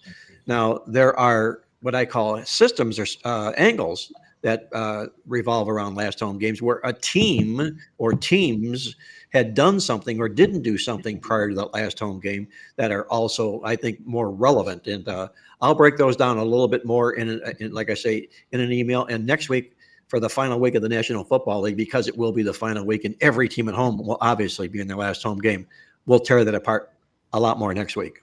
All right. Kevin Ketcherside. And again, this was last week before the Baltimore-San Francisco game. Jackson, my bet for MVP before the season, got him at 16-1. So good luck to Kevin with Jackson now as the odds-on favorite. Nice. Very nice odds there. Doing the MVP. I'd like to have a part of that ticket, but not as much a part of not as much a part of as I'd like to have as the Survivor ticket. Oh yeah, that's what I'm saying. And by the way, don't forget though, Brock Purdy was the odds-on favorite last week, and look how that changed. Martin Paradis, I can't believe you guys don't have more viewers and subscribers. You guys are top-tier OG handicappers. So that's Martin Paradis. And well, appreciate that. And that's on us. We're going to work on that real hard in the offseason, guys, and try and boost some of these ratings here, because I do know as a fan, I look at what it is that we do, and I look at it and I say, hey, if I was a fan, would I enjoy listening or watching this show? And there's no question in my mind that I would, because I learn things on this show every week. I learn them from Andy and Victor and Jim, and I know our listeners also do so. And Greg. And Greg also. Too. Absolutely. So we're going to be working on it next year, and hopefully next year you'll say, wow, nice job you did getting new viewers onto the show. Yeah, I think if we can keep a better, some more viewership during the off season, I think that could really help as well. And I know you're constantly busy with the new publication, and it's very hard, but I think that's one of the things we're going to work on too, is maybe trying to be a little bit more flexible during the off season. Well, it comes down to promotion, of course. Everything about life is promoting it. If nobody knows what we're doing, and they don't know that they should be here. But I listen to a lot of podcasts and a lot of shows, and there are some really good ones. However, we're older guys, and we've been around a long time, and a lot of the kids tend to go with the younger generation, the analytics, et cetera, et cetera. Now, we don't do too much about the analytics, but we've got a lot of trending here. All you guys know a lot of trends. I'm more of a player-to-player issue, but we attract an older generation because of our ages. In fact, we've been around. The problem is, I don't know not the problem, it's a good problem. I don't know anybody out there that I listen to that picks as many winners as we have. You're right. Jim, that worries me about the new generation of sports bettor. They just they finally legalized sports betting down here in Florida as of a few weeks ago. And Mark, I don't know whether you signed up at the Hard Rock or not. It's the first thing I did when I went down there with my wife, was set up an account with the Hard Rock. But what concerns me is this new type of younger bettor, the guy who does not have the attention span, the person who wants to get rich quick on one day. You mentioned old school, that's us. We're fossils. A very smart guy taught me that in the course of a long season, you grind out the profits, and you hopefully have a successful and profitable season when all is said and done. But again, this new type of bettor wants to get rich quick. They want to hit that 6-person parlay. That parlay you just mentioned, Jim, about touchdown scorers in every NFL game. And that new type of bettor concerns me. Well, Mark, what is the and Andy, maybe you know this. What is the actual, if you hit what percentage of winners would you consider a successful season? Because I don't think most younger bettors get it. Right. I think they're suckered into hearing people promote, I'm 80%, I'm 90%. That's all garbage. 55%. And it's a good season. It's a damn good season. I say, 55 to 58 is solid. 60% is attainable, but it doesn't. That's something you can't count on year after year. But if you consider the math, 60%, you make 100 wagers. So that's maybe 5, 6 a week. You make 100 wagers. You go 60 and 40. You take out the vig of 4 on the 40. That's so 60 and 44. You got 16, you got That's 16. That's basically 1 unit of profit, per week, and depending upon the size of your unit, that's what your profit should be. Now, there are people. Now, I talk about on the contest video, the leaders are hitting in the 65, 70% area, but that's to be expected when you've got several thousand contestants. There are always going to be outliers, but also what I talk about on the podcast for the contest is the percentage of the field that is hitting 60% or better, which is a good barometer for an excellent season. And a lot of people might be surprised how difficult it is to hit 60%. The percentages are maybe around 10% or so of the field in most of these contests with several thousand people. People think it's easy to hit 60%, but those people don't look at it by how things change over the course, for example, in a contest and even in just regular betting, week to week to week, because your thoughts change. You overreact. You don't react enough. Oh, I like this team. And all of a sudden they go on a 2-game losing streak. And all of a sudden your confidence level decreases. That's why we see, even in these contests, the percentage of contestants hitting 60% declines steadily for the most part throughout the contest, because opinions are constantly changing. And most people think, well, I can hit 3 out of 5 every week. Yeah, but that's if you're looking at it at a static point in time. Your opinions change as the season changes, and the lines maker generally does not overreact. Well, I'd say this, Andy, and your comments were spot on. And the one word I would like to pass along to everybody that's new in this game or likes this game or thinks that they're going to rip this game apart by the shreds, it's not going to happen. Jim, you know this as well as anybody. Yeah, unfortunately, I do. And I think the most important thing that people have to keep in mind is this thought, that we're in it to win the battle. We're going to lose wars along the way, but we're in it to win the battle. And by the end of this football season, if you stick to your game plan, you don't deviate, you don't chase, avoid parlays, and if at all possible, avoid teasers. Just beat the odds maker at what it is that he doesn't want you to do, and that's to bet the football games as they are rather than all the exotics. If you can do all that, you stand a really pretty good chance of showing a profit by the end of the football season. That's I'm a believer in analytics if they are used properly as guidance, not as this is the situation of all times, like, go for it on 4th down. It depends upon the game situation, the score situation, etc. Perhaps the one, and I'm going to call it a simple analytic situation that I think, and it talks about value and everything, that a lot of the professionals who use these sorts of analyses, they don't play teams, they play numbers. They understand the percentages. The only question I have with that is that if you play numbers, you have to play the numbers. You can't all of a sudden make excuses like, well, it fits my profile for playing a number, but I don't like the team for this reason. You have to consider that is probably already baked into the number, which is why it is where it is. But I think that of all the analytics discussion that I've heard, playing numbers rather than teams, especially in the NFL where the numbers are sharp, seems to be some decent advice. Victor, what you're saying, Victor? That goes along with what I was thinking. When the odds makers know, they're pretty smart dudes, and they're backing their stuff with the odds makers are different than the bookmakers, but they're connected in a lot of ways. They're putting plays out there, numbers out there, and they're backing it with their money against the world. I have to give those people a lot of respect for somewhat knowing what the hell they're doing. For sure. And you're not going to go in there and rush and bum rush them and take all their money. I mean, they're not dumb. So you have to show respect. I heard one analyst last week talking about how Dallas was going to absolutely kill Miami. And I'm thinking to myself, how can you say that? You know that the odds makers made the game 1, 2, 1.5 pick, and you've seen these teams play 10, 11 games. You see what they do. Where does that come from? And of course, he lost. He could have won. I mean, it was very close. But that's not showing respect to the person that put that number out there. And I think you start out by respecting your opponent, and your opponent is the odds maker. It's not the other players in the world. It's the odds maker. It's always been, by the way, I was going to say that you hear the concept of trap games. I don't believe in trap games. What looks like a trap game simply means you may not have all the information that is available to the odds maker, where the line can be justified by the odds maker using information that we are not considering. So it looks like it's a trap, but it's just because a lack of similar information.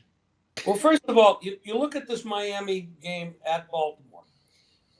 Baltimore just played a very physical team in San Francisco, and they played it the last game of the week. Now they have to fly back home to Baltimore with less play rest. A Miami team that had a little extra rest. Now Miami's got some issues with their wide receivers. They're always tweaked up a little bit. They're fast guys. They get banged up, and so they're maybe Waddle's hurt, maybe Hill's hurt. You got to check all that. But that's a big advantage. Enough of an advantage to give Miami an edge in that respect. Now, if they're hurt, that wipes a lot of that out. But these are the things that you got to look at other than just your yards per point or stuff like that, because that's spread out over a whole year. And you got to take the 70-point game out that they played against Denver. Those stats don't matter in this game. So, I mean, there's a lot of work to going into this. Right now, I'm doing very well, very hot. First 4 or 5 weeks of the year, I wasn't. Today, it's working because I'm seeing things right. I think that happens with all of us. We get good vision at certain times. Well, you know, one thing you mentioned that, Jim, about, and I think it's really, really relevant, is these players are humans, and they'll react to what it is that they just did. Witness the Dallas Cowboys when they ripped apart Philadelphia. What did they do the next week? You didn't see the Dallas Cowboys. You saw the practice team players wearing those Dallas Cowboy uniforms. And I think it's going to be very, very difficult for Baltimore to be up to the same level this week than they were last week against San Francisco. And not only were they up, they got the job done. So can they play up to this same level this week? Probably not. Is there enough talent in here to overcome Miami? Maybe. But the fact of the matter is, I live for situations like this where you have teams that are just geeked up for big games. They win them, they get them, and all of a sudden the next game, they fall completely off the map. You know, Mark, I've always maintained, and this goes back decades, handicapping is both an art and a science. The science is the numbers.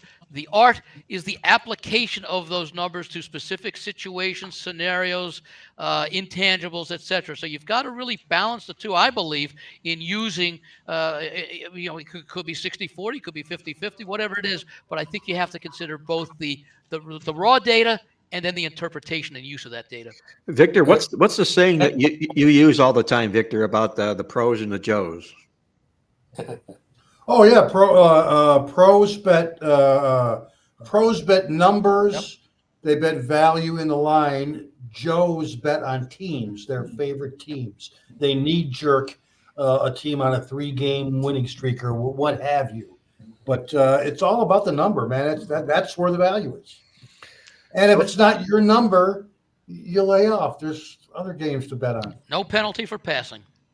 All right, well, there's more. Ernest Brooks, 12-15. That was that show that we did a few weeks ago. Last year, I did well in bowl games using your angle on teams winning their last game before the bowl games and hammered it. With all the portal problems, do you think that angle is still good? Well, that's kind of a wide question about winning their last game. There's a whole lot that would go into what was that last game, what was it all about, what was the margin, what was the spread, et cetera, et cetera, et cetera. But he brings out a valid point about with all the portal issues that are going on right now. It makes it difficult sleeping comfortably at night during bowl season here. Working up these games, wondering, do I want to use this football team even though I know my quarterback has entered into the portal? I know the backup quarterback is good. He's been there. He's been tested before. So there's a lot of decision-making that has to go in. But the whole bottom line here is you absolutely have to stay on top of all of these teams and these players and where they're at as far as the NIL is concerned, as far as the transfer portals are concerned, and as far as the head coaches are concerned. because you'll find head coaches leave. They'll take assistant coaches and they'll take quarterbacks with them. So it's a whole new different world handicapping out there today in the college ball games for sure. Yeah, especially the last couple years. You're absolutely correct. One thing that suffered for our totals team is we've only released one college bowl totals play. And actually, the last couple of weeks, we've had our mind on other things. And while I've stayed focused in the NFL, college ball games have kind of taken a hit. And you know what? I'm okay with that. I'm okay with that because the powers that be in the NCAA have absolutely ruined bowl season with the opt-outs, the transfer portal, the NIL, and eventually, guys, the television partners, they're going to have to force that these sins be paid for in their next negotiations. Adam Lastman. First time I heard Mark on the AM dial, I fell in love with his show and still continues. Ernest Brooks III. Thanks, Andy, for all you do. And we go back October Thank the you. 13th show. Mike Parisi, combination of Mark and Andy. Huge Marc Lawrence fan. I go back to the Marc Lawrence Super Sports Handicapping show. Love Andy. A little disappointed that his contest segment has been put over to his department. But from the show's perspective, it might be the way. I wish they would consider bringing it back if he could get it all in 5 minutes. Even for me, it was getting a little long. Andy can bring the data. And that's why it's a separate segment. 17 It's 5 minutes to be like reading a today. disclaimer at the end of a commercial. Yeah. They speak too fast. And our last one, we go all the way back to September 2nd show. Uncle Doogie. Fun fact, what would be the over-under on how many times the word football is said during the show? I counted 114, mainly by Mark and Victor, but Andy had 4, Jim had 1. I was curious as it just hit me listening. So, very interesting. You would think... Well, I think he's the only guy that has the answer to that. We've never thought about that. That sounds like a retired multimillionaire who has plenty of time on his hands. And I appreciate it. And so I'm going to try to be more updated on these questions and comments in future shows. But just getting to the round table, I know we're going to move along here quickly, but I wanted to get your opinion on a few things in the NFL with some of these games we've already talked about. But in the AFC and NFC South, does Tampa Bay clinch the South on Sunday, Andy? Well, my initial thought is I do like New Orleans plus the points. I haven't fully decided on that, but I do think Tampa Bay has played overall the best football of what's been a very, very weak division. I think Mayfield has been a tremendous addition to that team. I was never one who knocked Mayfield. I just remember him leading the Browns to that successful playoff season. I think it was when they routed the Steelers in that playoff game. And then he played probably ill-advisedly through injury the next season. But that, I think, says a lot to his teammates, and I think that's transferred over to Tampa Bay. Now, Tampa Bay did win the earlier meeting in New Orleans. Thank you. You knocked me out of the Survivor contest with that win, Tampa Bay. But that does a little bit of a concern because New Orleans also in the playoff position, and obviously, well, as you mentioned, with the Tampa Bay winning, they would clinch the division. And part of it would be because they'd have completed a season sweep over the Saints. So that's why I'm looking initially at the Saints to at least extend the division race one more week. Jim? That particular game, I would be on Tampa. I like the way Mayfield is playing better than the way Carr is playing, number one. The coaching, I'm not a big fan of the Saints coach. I don't think he's pulled it together very well, although it is his first year there. And I like the energy of Tampa. And I think I'm not big on laying numbers like that, but 2.5 is probably a money line play for me.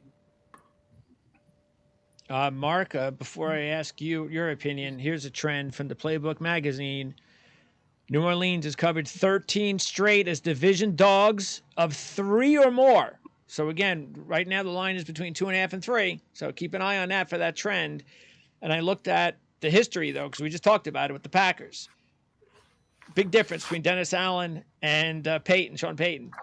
Well, they're 1-0 as division dogs of 3 or more under Allen since last year.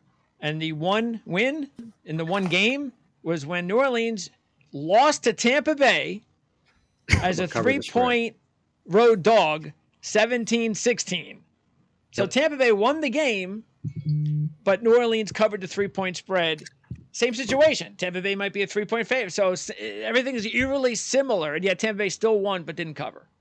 Hence I the think- money line play. I think somebody on the panel here likes New the Saints Orleans. likes the Saints this week. Somebody on the panel does.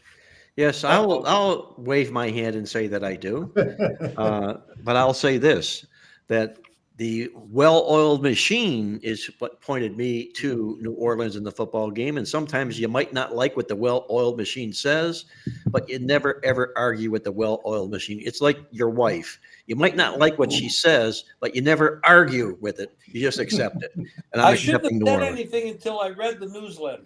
I should have. Okay. Because And then, right, I'm going to be honest with you. Right now, you don't want to step in front of Mark. He's too hot. and then on the flip side, AFC South, who's going to win it? Whew. Andy? Wow, I'd love to see Houston win it, considering what they've been able to accomplish this year. Jacksonville, you have to have concerns, not just the way that they're playing, but even right now, the status of Lawrence is uncertain. He's got multiple issues to deal with as far as little different injuries that he's concerned with. Indianapolis surprised me last week. Not that they lost at Atlanta, although I did have the Colts in that game, so that was a disappointment. But the fact that they were never really in that game from maybe the latter part of the first period on, I would have expected a better effort against an Atlanta team that had been struggling. Atlanta's actually been playing some very good football. They've lost a lot of close games. If you go back, I think they're 4-5 in their last 9 games, and of the 5 losses, they've all been one-score games, including some very close ones. So Atlanta had played well. By the way, do you Houston? know that Atlanta has not been a dog since October 22nd? Yeah, they've Good for been a very small. Schedule-wise, that's good for them, yes. Their numbers have outperformed their win-loss record, and a lot of it has to do with those close losses. I suppose, and I just wonder what the situation is with the Lawrence and the Jags. But I still think of the 3 teams, they're the most talented. Although I do like the defense that Houston has been playing really all year. Jim? I agree with Andy. I think Houston would be my choice, especially with C.J. Stroud back behind center, which he's supposed to be on Sunday. Yeah, all 3 of the teams are It's 8-7, questionable. and I think Jacksonville has a lot of problems right now. They're getting pushed all around the field. I think they've been out-yarded the last 4 football games, and they're just losing money. They're bleeding money right now. I wouldn't want any Jacksonville right now. By the way, in that Tennessee-Houston series, the road team has won 6 straight, including Houston beating Tennessee just 2 Couple weeks weeks ago in Earlier this Tennessee. year, right? Yeah. So keep an eye on that. Jim? Well, I couldn't play Jacksonville at this point because of Lawrence issue. I mean, we don't know if he's even going to play. I don't like the way they're playing in any other department of their game. And the Panthers, I mean, they're 2-13 on the year. You can't get too excited about it with them, but they did play tough. Their quarterback has managed to get through the whole season. He's a small guy, but he's tough as nails, and he managed to stay healthy enough, which is saying a lot in this day and age. So at this point, you're taking 6.5 points, and I would have to be on the Panthers.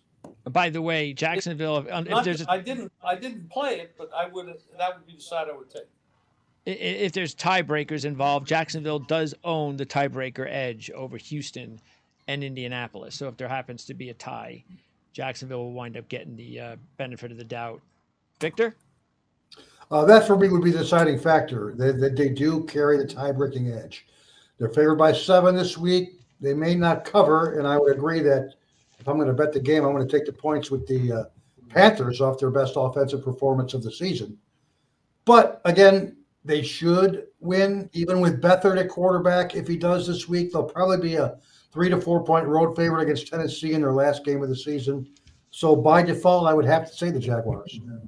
Yeah, those last 4 losses have been against tough teams, by the way. Yeah, Cincinnati, Cleveland, Baltimore, and a hot Tampa Bay Buccaneers team. Yeah. Yeah, you have to believe that Jacksonville is going to win the game and be at 9-7, and clearly either Houston has a chance to join them. They play Tennessee, and the Colts have a game against the Raiders, who are coming off those two big games against the Chargers and the Chiefs. So you'd have to think that there will be at least a good chance for a two-way tie for that division going down to the final week. Yeah. By the way, the Texans have gone to 5 just about everywhere right now. CJ Stroud. That's a confirmation, right? Okay. Yep. Now, before I get you, I'm going to ask you guys, wrapping up, I'm going to ask you what your championship college picks are. Before I do that, we were talking about transfer portal and stuff. So I'm just going to run. These are the teams that that I think that you should keep an eye on for the next bowl week regarding opt-outs and so forth. Rutgers over Miami. Miami's got their third string quarterback in, and they got a bunch of guys, key guys that are opting out. So, and Rutgers is bringing everybody back. Nobody's opting out. So I think Rutgers, that's probably why the line's starting to go more to Rutgers the last few days. Auburn against Maryland. Two of his younger brothers not playing, and that's everything for Maryland. So Auburn should be a good play there. Arizona against Oklahoma. Gabriel is out. He's transferring to Oregon, so they're going to play their freshman quarterback. 5-star freshman, but Arizona's had such a great year. I think they're the play there. Wyoming against Toledo. Two things there. Their quarterback, Toledo, big-time quarterback in the MAC. He looks like he's definitely transferring at this point. He's in the portal, so he may not play. And Craig Bohl, the head coach at Wyoming, it's his final game as a head coach at Wyoming. So you know the players are going to play their hearts out for him in the bowl game. And then the last one's Liberty, because Oregon, even though Nix is playing, Oregon's got Franklin's injured, so keep an eye on that, the receiver. And they got a bunch of other guys that might sit out, opt out. So keep an eye on whether or not Oregon's going to have a lot of key guys out, because that Liberty team is not a bad football team. And they're getting 17. They're getting a big money line. So I just wouldn't be surprised. I mean, Oregon's playing for nothing. There's just complete disappointment. I just would not be surprised if Liberty kind of brought that game down to the fourth quarter. My only thought there, and again, we're talking about a big spread, is I have to think it means a lot to the players that Bo Nix, who's going to be an NFL draft choice, has decided he's playing for this game and not opting out, such as we see from other guys who are about to be drafted in the NFL. That's one reason this number stayed healthy like it did. Yeah. Right. All right, championship picks, guys. As I close my segment out, let's start with Andy. Who's going to win? Well, we don't have to, I guess, because we'll be back next week, of course. So, Who's going to play in the championship game?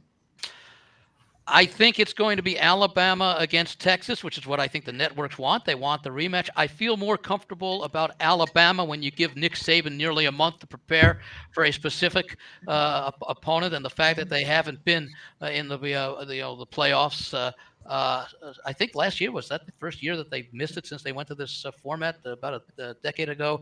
I feel less confident about Texas because I do respect what Washington has accomplished this year. They struggled a little bit more in the midseason, but I think that I recall going back to October, and of course their only loss was to Oklahoma, thinking that for a good part of the season, Texas was right up there with those unbeaten teams, even after they had that one loss. So I feel more comfortable about Alabama, but I expect them to be playing Texas. All right. Now, just to show you how I know my co-host on Our Lads, Marc Lawrence, I know who he's going to pick. And these are two close games. He's going to go Alabama, Washington. Hey, Greg, I'm going to go Alabama, Washington. That sounds like it was a recording. Well, for anybody, I'm on Alabama, Washington as well. Alabama to win the whole thing. Well, I'm with Andy. I'm on Alabama and the Texas Longhorns. I believe we'll see that repeat, that rematch that he was talking about. And between the two games, I do think that you've got a potential shootout down there in Caesars Superdome in New Orleans. And I'm liking me some Texas-Washington over the current total of 63 points. Washington's going to be my pick to win the championship.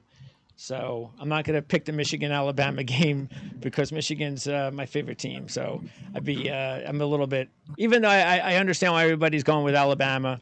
But yeah, it's kind of hard for me to make that pick there. Aren't you picking Alabama by virtue of the fact that Michigan being your team and you're not picking them? Say that again? Aren't you, in effect, picking Alabama because Michigan is your team and you're not picking them? I can't lose, you mean? Yeah. Yeah, Yeah. Right. I like that strategy as well. Yeah, financially speaking, I've already done that kind of. So yeah, I hear what you're saying. Absolutely. All right, so let's wrap it up by bringing Andy's picks in for the week. What do you got, Andy? Okay. By the way, I will very quickly tell you, as we mentioned about the Survivor contest, all 4 contestants have Denver. All 4 contestants have Indianapolis. 3 of the contestants have Minnesota. 1 contestant has Cleveland. 1 contestant has Houston, and 1 contestant has no, I'm sorry, 2 have Chicago. Not 1, 2 have Chicago, 3 Minnesota, and you can go to the Circa website and find out exactly who has who and what the various combinations are. Now, as far as the play I'm going to use this week, and I did read the podcast outline, so I think I'm going to get a rebuttal on this one. I'm going with the Rams over the New York Giants, even with the quarterback change and the line move, which is actually favorable for the Rams. When I was looking at it before, it was -6, now -4.5. I imagine it may go up a little bit, although 4.5 could more likely go to 4 than 5. Rams are on a nice roll. They've averaged 32.4 points per game over their last 5-1 straight up in their last 6, and the lone loss was 2 weeks ago when they lost in overtime at Baltimore.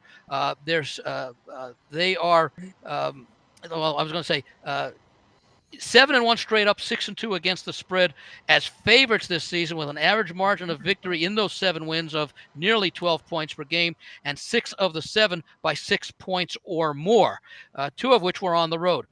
They are in a need-to-win situation. It's not a must-win situation. It's a need-to-win situation. At 8-7, they're currently the number 2 NFC wild card, but they do end the season next week at San Francisco. So they're ending with 2 straight road games, and it may or may not be a need next win for San Francisco, whether they play players or not, if they have not yet clinched the number 1 seed, because the number 1 seed gets the bye. The number 2 seed plays on wild card weekend. So if they get the number 1 seed wrapped up, they may very well rest players, or at least show minimum playing time for the starters. The Giants are off a decent effort at Philly on Monday, and they host the Eagles next week, which could, in effect, make this somewhat of a flat spot for the Giants, knowing how close they came to pulling the upset last week. The Rams have played a slightly more tougher schedule with only 3 games against teams that are currently have 6 wins or fewer. So they haven't faced this weak competition very often. But against those 3 teams, they're 3-0 straight up, and against the spread, average score in those wins, 30-14. And now fully healthy, the offense is clicking, which allows the defense to be more aggressive than if the offense were struggling. And, of course, the Rams have a very solid defense. Giants are 5-10, mathematically eliminated from the playoffs. Their 5 wins are against teams that are collectively 22-48 against the rest of the NFL, ignoring those games that they lost to the Giants. The Rams, somewhat better. They're 8 wins, 51-61. So that's almost, closer to 50%, and certainly better than the 31% of the Giants. Giants will start Taylor at quarterback instead of DeVito, which gives the Giants more versatility and experience at the position, but the offensive line is still an issue, and ultimately the Rams, who have played well in the second halves of games, to either take or extend a lead after making any needed halftime adjustments. So I do have the Rams winning and covering in this one, and maintaining their hold on the number 2 wild card. Nobody's going to catch Dallas for that number 1. Well, that assumes that the Eagles win the division, which they should this week. That assumes that nobody will catch Dallas for that number 1 wild card seed. Andy, Iskoe on or against, I should say, the New York Giants in that football game for his complimentary play on the show this week. And before we get to my complimentary play and Victor's complimentary play, let me share with you guys our awesome angle of the week, of which Andy will probably put his earplugs in and doesn't want to hear this. Oh, I definitely want to hear. Definitely want to hear what I'm overlooking. I'm calling this divvy up the money, and divvy as in defense. And what we're looking to do is to play on any 333 or greater NFL home dog that's off consecutive losses if they were a playoff team last year and they're facing an opponent coming off back-to-back wins. You go back and you look at this angle here. For the last 20 years, there's been 8 qualifying plays. It's gone 7-1 against the spread. They've won 5 of the games straight up. The play is on the Tommy DeVito-less New York Giants in this football game. the New York Giants for our awesome ankle play. So Andy and I will be jousting, I guess, a little bit. The only negative I can point out there is that the food in the locker room may not be as good as the Italian food when DeVito was the starting quarterback. Yeah, there'll be no meatballs in the locker room this weekend, I'm sure. I'm sure. Okay, guys, with that, it's time for Victor's complimentary play on the football card this week. Victor, what have you got on tap for our listeners out there? Well, Mark, before we get to our free play, let's talk about the newsletters. We're only 20 games into the bowl season, halfway through. So we got plenty of action in the Playbook bowl stat report. We got another, I believe, 21 bowl games left. Through 20 bowl games, Dogs have gone 12-8 ATS, right around 60%. 11 games have gone over, 9 games have gone under. So don't forget still the Playbook bowl stat report. Again, I held up the Playbook newsletter a little earlier in the show. The best bets are cooking as always. It's basically an NFL only issue this week. So this week's Playbook newsletter, totals tip sheet newsletter. Over bettors had plenty of Christmas bettors last week, plenty of Christmas presents, that's for sure, as 11 out of the 16 games ended up going over the total. It was actually the second highest scoring week of the season. I believe 48.2 was the average in the NFL, which kind of makes sense given that the first 11 weeks were so low scoring. The last 5 weeks, basically since November, NFL games have actually gone over the total at a 59% clip. And finally, one more thing that we do is the Wise Guy report. This is the Wise Guy contest. It is sponsored by Playbook, and basically we get anywhere from 45 to 50 handicappers. And each week they're responsible for a 2-star play and a 1-star play. They accumulate points throughout the whole season. And there's 2 weeks left in the Wise Guy contest. There's a 3-way tie for first at 32 points between Scott Wetzel, ER Picks, and Ross Benjamin. But coming in only 1 point behind is Marc Lawrence. He's joined the top 5. He's 1 point behind first. And I also got to point out that the number 5 guy in the contest is yours truly, Victor King. Victor King, just 1 point behind Marc Lawrence. So, Mark, good luck to you in the Wise Guy contest. And good luck to me, too. And by the way, again, Victor, there's only 2 weeks left. what I wanted to ask you, because the contestants are also allowed 1 triple play in colleges and 1 triple play in the NFL. Have you and or Mark used either of your triple plays? There you go. That's what we're keeping under our hat. We're the only 2 contestants in the top 5 that have yet to use their 3-star play. Until this week. And I learned that from a smart buddy of mine. Hold off on using that 3-star until like the last 3 weeks of the season, and I'll be using mine next week in the final week.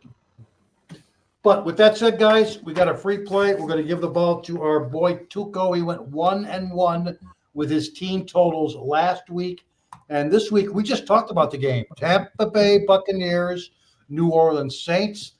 I'm leaning over in the game, but what I have already bet is Tampa Bay to score over 22.5 points on their own. It is a team total. We're talking about a Tampa Bay team that has played tremendous offense as of late. In fact, they're tied for number 1 in the NFL in scoring in the last 3 weeks at 31.0 points per game. That's about 9 points higher than this week's team total line, which is just 22.5 for the home favorite Buccaneers. I mentioned the fact that Week 16 division games have been very, very good over situations. In fact, division home favorites of a field goal or more have averaged 30.8 points per game in that 16th game of the season. Of course, last week, Tampa scored 30 at home against the Jaguars. NFL home favorites scored 30 at home the previous week, have averaged 29.0 points per game in their next game. And again, I am not impressed by the current version of the New Orleans defense. They've been hit hard against good offenses and good quarterbacks in the second half of the season, and they've actually allowed 24 or more points in each of their last 4 road games. So there you have it. We're giving the ball to Tuco. It's a team total on the Tampa Bay Buccaneers on their own to score over 22.5 points this week against New Orleans. And again, I'm sure a lot of people, after a perfect 5-0 week last week in NFL and college football, want to know what Marc Lawrence has planned for New Year's weekend. Well, thank you, Victor. Before I get to that, I want to turn this over to Jim Feist for his final closing thoughts on the NFL football card. Jim, anything you would like to pass along before I wrap up the show? Well, there's a lot of games this week that it's going to be difficult for people to determine who's really going to show up and play. A lot of coaches are going to be probably moving on to other jobs, grocery store bagging and stuff like that. But there are a few teams out there that I think are still going to play with a lot of pride. And Seattle and Pittsburgh are two of them. You have a 3.5 point line there with Seattle, who's been the cardiac kids the last few weeks. Just won their game 2 weeks ago in the last second and did it again last week. Laying points, Pete Carroll against Tomlin. You can't say much about the Pittsburgh offense, except they looked a little bit better last week. They finally found their star wide receiver. Rudolph with quarterback is a questionable talent, but he looked a little bit better play calling. I would take the dog there.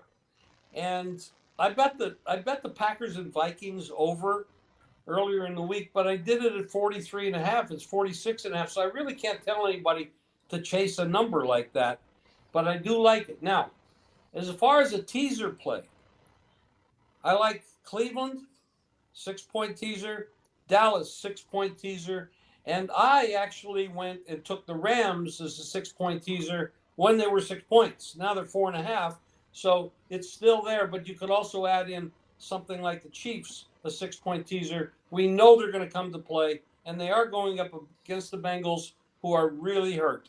They lost Reeder on the defensive line. They got Chase out. The quarterback took a real hit last week, just like Purdy did. Too much pressure. He made a lot of big mistakes. But they're teams that I looked at as 6-point teasers as possible winners. Jim Feist, another wealth of information with who he's looking at on the National Football League card this week. And just a quick note in passing, Jim, you mentioned Kansas City here. They're back at Arrowhead off of 3 successive home losses in a row. Whoa. And there's some great numbers inside that stat. I've got them in the Playbook football newsletter this week. Pick it up. Your jaw will drop when you see how they play in this particular role that they're in this week.